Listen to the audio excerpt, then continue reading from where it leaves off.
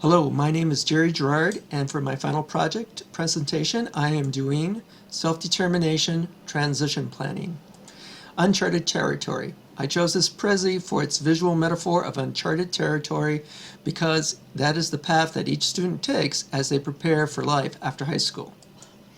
Learning objectives. Students will be able to describe self-determination, describe transition planning, explain how they relate, know the context of transition planning in the larger society, and give examples in practice. So let's meet some of our students. This is from the video I found, Dude, Where is My Transition Plan? What are some of your current responsibilities? Going to school, doing homework, come back, clean up my room, and then start my day all over again. Like wash the dishes, sweep the floor, make sure laundry gets done. I am the dishwasher, and one thing I don't do is the laundry because my mom does that. Who schedules your medical appointments? My mother or my grandmother. My mom does. Yeah, she does some schedule. Mama, itu kapan? Berapa kita? I do? Yes, I'm the head of the house. Well, are you going to start doing that soon? I know how to do it. I don't know. Well, you'll have to practice on that, won't you? Yeah. Do you feel ready to take on your responsibility as a young adult? I kind of do, but then again, I don't. So you would say that you need some assistance? Yes. It could be a while. It could be like 4 or 5 years down the road that I feel ready to take on responsibility. But as my age I am now, I'm still working on it. So who knows when I'll be ready. I'm trying. I filled out an application for Bowling Green Technical College. Trying to meet with the disability office to get that. I'm going to put my friend Liz. I'm going to be living in Green Hills. I'll be walking everywhere, and I'm very excited. I'm kind of scared. So the reason why I chose this video is because it shows the variety of issues and strengths that our students have. It also makes me think of the statement, when you meet one student with disability, you have met one student with disability. So we're going to go on, and we're going to next, self-determination. Our book defines it as volitional actions that enable one to act as the primary causal agent in one's life and to maintain or improve one's quality of life. My reaction to reading about the chapter was self-determination for the student is a necessary quality that needs to be developed and exercised. Self-determination and self-advocacy helps the student become aware of responsibilities of taking care of academic, functional, work, and social aspects of their lives. It is imperative that the student develop these skills to advocate for what they would like to do and pursue it. And then in context with that, we have next, transition planning. Transition planning is a legal requirement for all students with an IEP who reach the age of 14 to have transition planning. Excuse me. The IEP team helps the students to identify his or her interests and capacities for lifelong activities after graduating. There is use of assessment, visioning goals, goal setting, and implementing the goals along with revising goals as they are achieved or redefined. The goals should cover functional, academic, career, and social areas of the student's life as applicable. And then there's this quote I found from the Journal of Career Development Training for Exceptional Individuals. As emerging CDTEI writings attest, benefits occur for students with disabilities who learn to attain their annual transition goals. Lehman et al. Found that providing opportunities at school for students to learn goal attainment skills and to attain their goals predicted student engagement in transition planning meetings. And then here is a video I found that talks about the legal history and function of transition planning in an IEP. It is by the New York Commission of Quality Care of People with Disabilities. The process of transition is likely to be more complicated and involve more individuals. Transition derives from the some changes that were put into the 1997 IDEA, Individuals with Disabilities Education Act, in recognition basically of about 10 years worth of research showing that providing good transition services led to much better outcomes for kids. And it created a requirement that essentially adds to the planning requirements of the IEP, that for kids who are 16 to 21, that the IEP team has to sit down and ideally the way it should work is really talk with the child, gather information, look at the child's strengths and weaknesses, be talking to the educators, and as a team, figure out where this child is heading and what educational services are needed to allow them to get there. And what that should mean is that the IEP starts to become a document that coordinates all of the services, not only the sort of regular educational services a child needs, but the services they're going to need to transition from school to life after school. So moving on, I really like that just because the woman reinforces the idea that the IEP helps coordinate all the services for transition planning and that it's part of the whole IEP plan. Moving on, how they relate. Self-determination is the guiding spirit to transitions planning's legal applications. That's what I feel. If a student is taught to self-advocate early in their life and determine their own choices, the process of transition planning is easier because the student is already interested in controlling their own life as much as they can. Boom. And here's a study, a quote I found from a study. The 31 studies classified into Kohlers and Fields taxonomy, student-focused planning, student development, collaborative service delivery, family involvement, and program structure, found that the student-focused planning and student development constructs were the interventions with the greatest number of supporting studies. Moving on further, we're going to see transition planning in the larger society. Things to think about. There are more life options for our students today.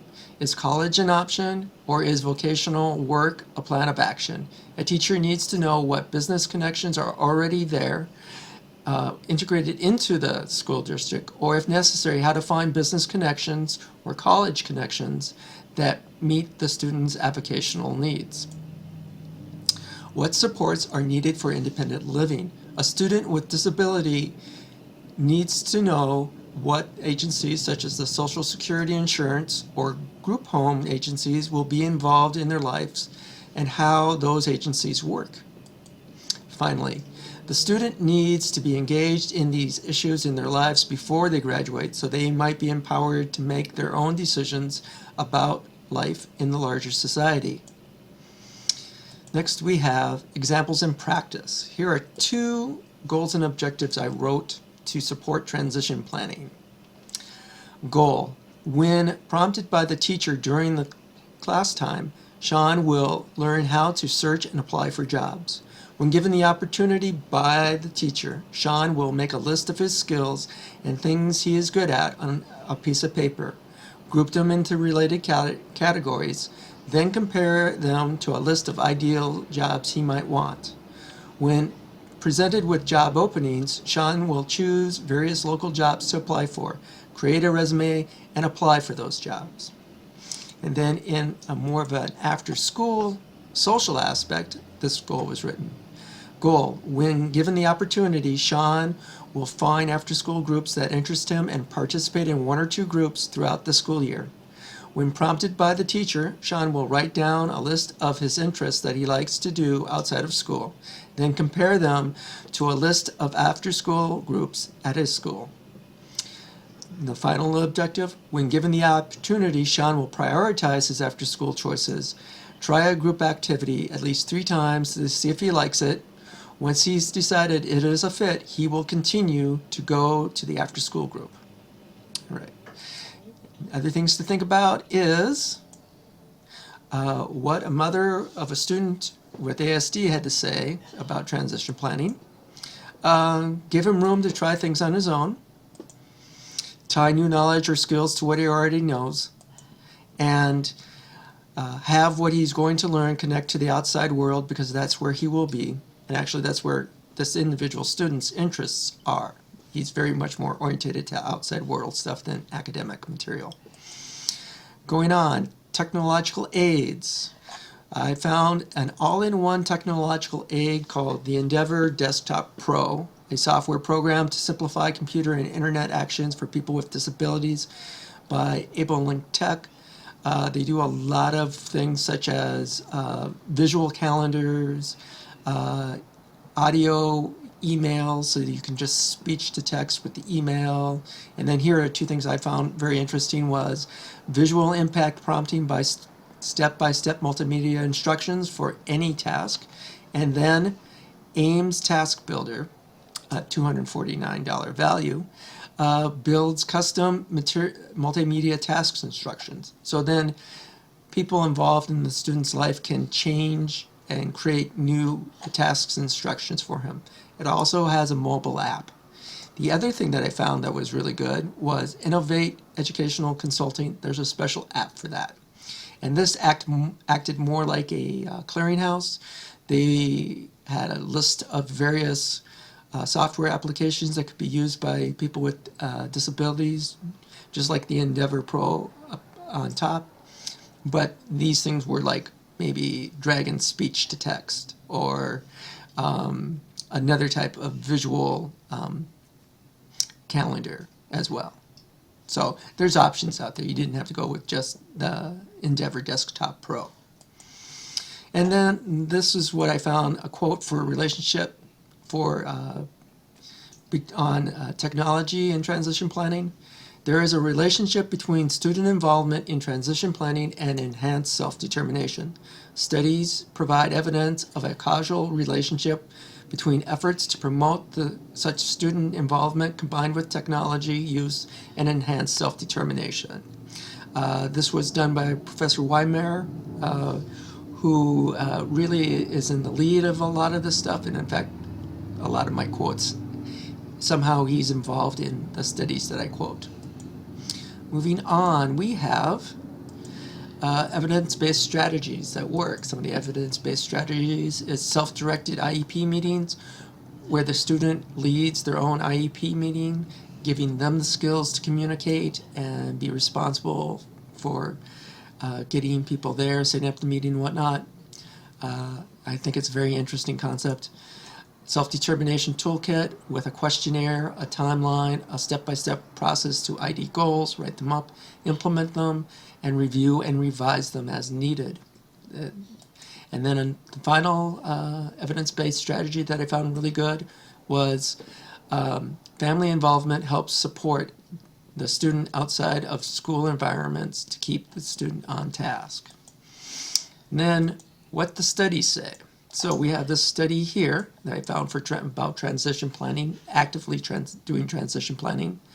Students with disabilities who participated in self-determination interventions implemented by their teachers over a 3-year period showed significantly more positive patterns of growth in their self-determination scores than did students not exposed to self-determination interventions during the same period of time. Again, Waymire is involved in this.